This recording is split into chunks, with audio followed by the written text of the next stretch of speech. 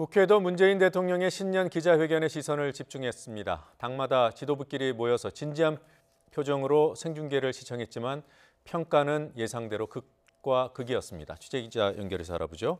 조은지 기자.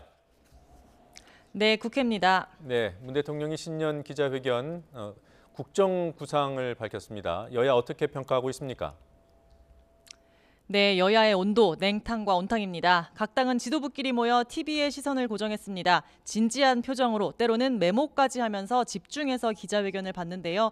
문재인 대통령이 워낙 긴 시간 동안 다양한 주제로 많은 이야기를 했기 때문에 발언 하나하나에 대한 구체적인 평가까지는 아직 좀 시간이 필요해 보입니다. 하지만 기자회견에서 사실상 방점이 찍혔던 경제에 대한 발언을 놓고 분위기는 극명하게 다릅니다.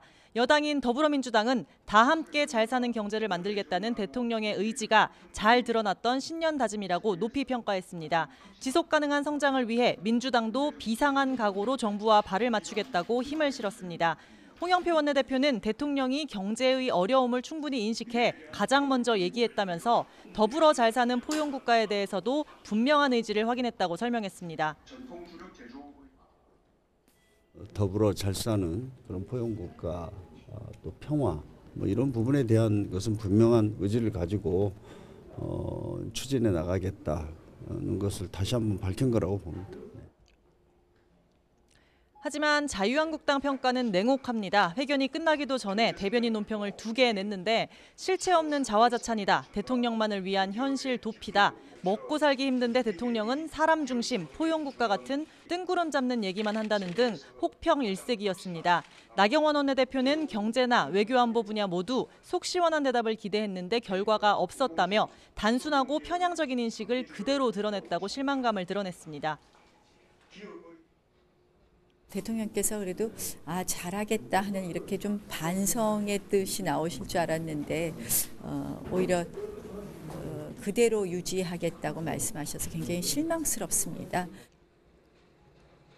네, 바른미래당 역시 표정이 밝지 않습니다. 국민은 반성문을 원하는데 대통령은 셀프 용비어 천가를 불렀다며 실패한 경제정책을 바꾸지 않는 대통령의 아집이 두렵다고 논평을 냈습니다.